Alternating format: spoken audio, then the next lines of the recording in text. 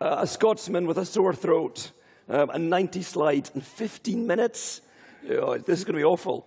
Fantastic to be here, obviously, and really exciting starting our collaboration with Axel Johnson Foundation.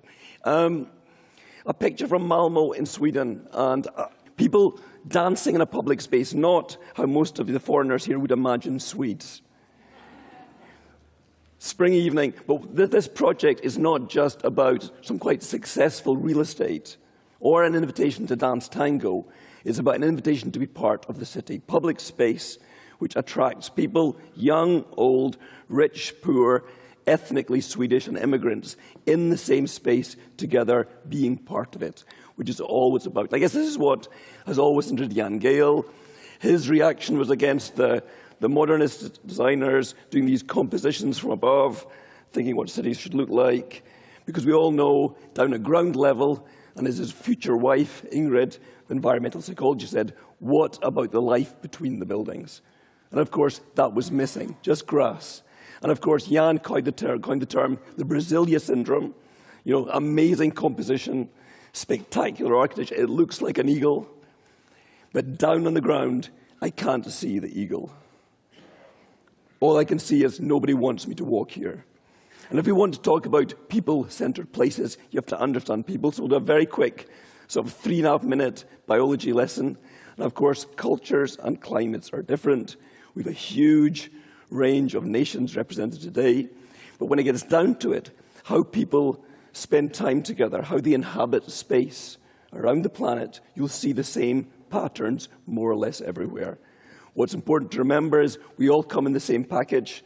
Homo sapiens, hunter-gatherers, we stood up on our back legs and we could explore the world in the same way, same 2 legs, 2 arms, face facing forward, and maybe the most important day in your life, when you get up on your back legs, take your first steps and walk. And I was there, this is my godson taking his first steps. His dad is going to cry in a second, and little Aris, up in the top right-hand corner, saw a puppy, forgot he couldn't walk, and he began his life as a hunter-gatherer, searching for opportunities and looking for interesting things by walking, exploring the world. He's 7 now it's cars, soon it will be girls, then I guess it'll be cars again. But as we explore the world, we use our senses. We're not just looking, we use all of our senses. And we can ask ourselves, do we make streets, as we walk 3, 4, 5 kilometers an hour, do we make streets which are a joy to the senses? Are we invited to walk? Gamla stan, Old Town Stockholm, those shop fronts which kind of seduce us as we walk past, will I find those shoes? We just can't help looking in the windows. Other environments, and there's no amount of Carrera marble can make up for the fact this street offers me nothing. There's no opportunity here, no puppies. I will never find those shoes. So, do we make places that people want to be in? And human beings are also very, very sociable. This is why we all watch soap opera and not documentaries about sustainability. A couple of nuns checking out a guy in Rome. This is fascinating because people are really, really interesting. Now, Swiss people playing chess, it's not that interesting, but it's better than nothing. And in 20th century life, which has been so great at producing loneliness, at last, I have a sad life on my own, my little apartment. I've got an excuse to be out there watching people doing things, a legitimate reason to spend time watching the chess, a legitimate reason to start a conversation with a stranger who's a terrible player, And of course, we want to be part of it, be part of things. It's the most natural thing in the world. And of course, natural things, part of nature. We haven't always lived in cities. And we know all of this huge subject of biophilia, that we are better, healthier, if we have contact with water, with nature, like the swooshy fountains in Stockholm and Mariatorget, or the difference it made in Melbourne when they planted trees. One of the cheapest changes you can make. Changes the microclimate of the city, but also made the city a pleasure to be before and after images. And what it means on a crummy Mexican housing estate, when there's a tree, and you can go out of your 23 square meter apartment, and it's like Valium. This is the Valium of the poor. Contact with nature, cheap, but what a difference it makes to your life. And this all goes in this package of health. And a second to think about this image. And the enormous irony that inside this building there's a treadmill which simulates walking, a stepper which simulates steps, and of course a spinning which simulates cycling. People do this, they pay money to do this. They waste their time rather than being with their friends and family. You know, it's a bit crazy, but if you ask anyone, you can ask a district nurse, you can ask a surgeon, what is the foundation of health? Both physical health, mental health, and all will say more or less the same thing. Fresh air, exercise, meet people. Because the air outside, even if you're in Manhattan, the air outside is better than it is inside. Moving is better than sitting still, and being with other people is better than being alone. It's as simple as that. And do we make environments like the old town of Stockholm, which make a delight to be outside, a delight to walk? Or do we make places just a stone's throw from the City Hall, which are maybe less of a delight to walk? Though I was told it's worse in India. Copenhagen, 50 years ago, had this crazy idea to create the first pedestrian street in Europe. Knew it would never work because it's a Lutheran country with a terrible climate. But actually, when you took the cars away, and you could smell the sausages, and I guess the coffee, they discovered that actually the street could be a public space as well. And this was a breakthrough. It wasn't just about parks and squares. The street was a public space, and it could be enjoyed and a pleasure to walk around. And that's the start of our work at Gale Architects, Jan Gale, studying to understand this phenomenon of people and places, to have both quantitative and qualitative information. How you could take away 60 parking spaces and get 600 parking spaces for human beings. Or even on a sunny evening, 1,200 places. And what's great here, you've got the rich people spending money under the parasols, but also there are the locals sitting on the edge of the harbour who've bought their six-pack at the supermarket, and they're in the same place, enjoying the same sun on the same evening. People stay longer, and simply, if you make better public space, it will be used. 4 times more public space in Copenhagen, 4 times more people spending time in public spaces. Biking, exactly the same thing. One of the nicest things about living in Scandinavia or living in Copenhagen is you can bike without having to wear lycra. Here you can see here, grandma is biking, children are biking, mum is biking, because it's safe, it's perceived as safe. And with this very simple biking for dummies system, grade separated, single direction, always the same direction as the traffic, makes it easy because you only have to concentrate on one side. Easy to do, easy to negotiate. You can make a great city of biking. There's a hardware to that. Hardware, you build bike lanes. You build little cute traffic lights. You redesign the trains to take bikes. But that requires a software as well. A software of campaigns, of education, of snow clearing bike lanes first, of maintenance, teaching immigrant women to ride bikes. All of those things are part of the package. And I think in any urban project, you have to think about the hardware, and the mayor loves that because he can cut the ribbon, but also think about the software, all of the campaigns, all of that unsexy stuff, but which is required year after year after year to make things work. 30% of people bike in Copenhagen, which is a cold, rich country, quite interesting, and 70% continue in the winter. Great spaces for people, good conditions for walking, good conditions for biking. People will come and will do it. But could we take this to other places? You know, I mean, if the Danes are, somehow in their biology, they're made to ride bikes or walk. Our biggest challenge was to take this to New York City. We were invited by Mayor Bloomberg, Jeanette Sajid-Khan, who is this very energetic Commissioner of Transportation. I think she's been mentioned a couple of times already. Could we take this experience to that fantastic city of New York? And you get there, and maybe Times Square is not as quite the romantic, spectacular place you imagined. And I know there's a huge amount of groundwork being done to change the environment, but just the fact that even in 2007, 90% of New York was road surface space. But 90% of the people who used Times Square were pedestrians. And it's very simple maths. And that's, I mean, a journalist can work with that. The mayor can make a speech. 90%, 10%. Great for starting a debate, start changing the minds of people about how the city might work. And again, working, looking, collecting quantitative, qualitative information of what's going on, looking at the sidewalks, seeing how crowded they are. We thought, could we maybe make the sidewalks a bit wider? And of course, the traffic engineers told, no, it's not possible. 56,000 person traffic movements on Flushing Main Street every day. 56,000 voters. Don't mess with that. But before we came to New York City, no one had ever measured pedestrian traffic. The city hadn't done that. There was no official numbers. We could count 46,000, 100,000 pedestrians on Flushing Main Street every day. 100,000 votes. And by turning this question of people, numbers, quality into a political question, we started the process going. Same thing, any public space in New York City, despite the fact that the population of seniors and children is 30%, never more than 10% in any public space at any time. And again, the children don't vote, the parents vote. Old people vote ferociously. So again, it was an interest for the mayor.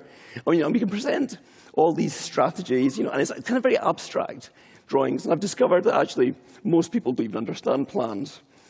The best way to understand what the city could be like is to experience it. So copying the experience of Bogota, Ciclovia, Paris Plage, Summer Streets, 3 Saturdays in August, which has been going on since 2008, giving that experience of what it could be like. And I believe it's what's called the water cooler moment. Monday morning in the office, you've seen it on Friends. Were you in the city on Saturday? It was amazing. We heard birds singing on Fifth Avenue. We biked. And it gave people experience they could never have imagined. But of course, no time to waste. A big problem for mayors is that you start a project, it takes 6 years to do the environmental impact statement. It takes, 8 years to get planning permission. And it's the next mayor who gets to cut the ribbon on the project. Now, Mayor Bloomberg didn't want to take any chance of that happening. So under the dynamic with Jeanette's own staff, with an incredibly low budget, we're going about creating public space with paint. It's like everything in the spirit of PPS, fast, cheap, easy, creating public space almost overnight. 40 hours, you can create a completely new place, a bike lane, that's the green, the beige, new public space, some simple, cheap furniture, and you could overnight. And because it's just a pilot project, don't be scared. Because, if you don't like it, we can change it back. We won't dig up everything, anything. No need for any permissions or anything, because it's a temporary thing. But the amazing thing was, and it was a very strange project, bringing in a Danish architectural urban consultant into the city. This funny European approach, public space, seating. Even, you don't need to have a college education. You don't need to have traveled in Europe to know how to sit on a chair in the sun and drink coffee. Because anybody can do this, and everybody should have the right to enjoy this. And I think in a society which has such huge economic, social divisions, the fact that those different people can share the same space at the same time is a huge societal breakthrough. And of course, the money, the Marimekko flowers come along, the money follows the success. But most of all, this is about a better everyday life for New Yorkers. And for me, the great pleasure is seeing children going to baseball practice on their bikes rather than being driven around in a Jeep. And I think the different people they will grow up to be because of this experience. And it's great, we have lots of statistics, which is very important for the politicians to show that things have got better. So you can always go back and say that things are better than they were. Always good news. And amazingly, I think this is the idea of doing more with less. Finding the space of 3 Piazza Navonas were there waiting in New York City. We didn't have to create new space somewhere else. We just took space that was already there, underperforming, underused, and made something out of nothing. And of course, you can say, this is what it was like. This is what it is today. Do you want to go back? It was a temporary project. We can go back to this. But of course, the culture has changed. There's now a shift. And now the city is ready to have this, is mature enough to have this fancy project with granite. It's another architect's office got that job. Story of our lives. But the culture has changed. They're ready for a fancy granite project with beautiful benches, something more New Yorky. But the culture's changed. It can happen anywhere. And it, as Frank Sinatra says, if you can make it there, you can make it anywhere. It's up to you. And of course, it's all about, bringing people on this journey, taking them somewhere they couldn't have imagined going. Unlike PBS, we're very interested in all methods to break down the silos, to get people around the same table, to talk about their fears and their hopes, to plan for how they'd like their communities to be, and to find tools. And just a very simple thing, the fact that most people can't read plans, the need for using something like aerial photographs instead of plans, so people can understand what they're actually planning. And what's scary is the ones who make the decisions, the councillors, are often the ones that understand less, and just here the bringing children into the process. And finally, we spent a year and a half ago, we worked for 6 months in Christchurch after the earthquake on the rebuilding plan. And this was a real journey to people in a therapy. How do you rebuild a city when 1,500 buildings have been destroyed, the whole central city has been destroyed?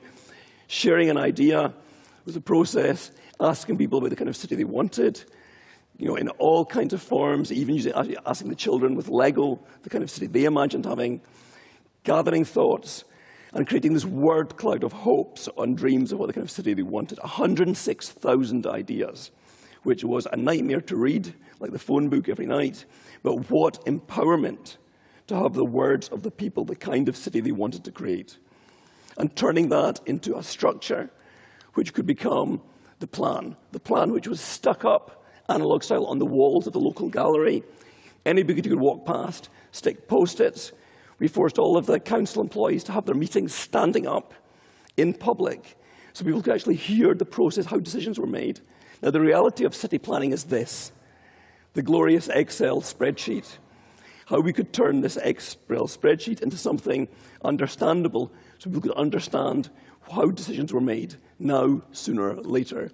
And turning the actual graphic of the project, including the citizens themselves with their quotations, the kind of city they wanted, of a greener city with better places to stay, the architecture of their city, illustrating in a way that they could understand the scale of the spaces they were going to be given, and an architecture which reflected the kind of low-rise, safe city they dreamed of.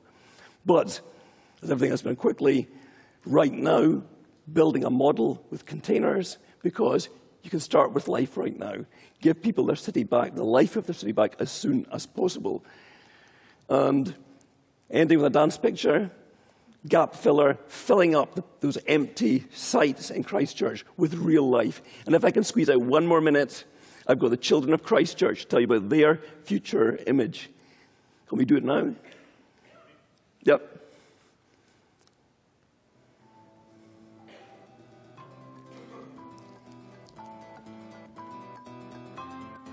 I would like the city centre to be bouncy castles. I would like to see trains and trains in the city. More buildings built like pyramids. Hi, my name's Grace, and I want I'd like to see in the central city is, more happy people and houses made of Lego. I would like a big soccer field, more skate parks, lots of skate parks. Cold City be the skate park. We're not to have any cars in the city because it'll cause lots of pollution. But we will have 3 roads for the fire service, the ambulance service and the police service. Don't be scared of robbers because you'll beat them. Because goodies always beat baddies. Solar-powered cars, or maybe you can bring back horses and carriages. And also, I would really like to see more animals, apart from rats, and especially squirrels and rabbits will do. I would like a cafe and an ice cream stand. All done.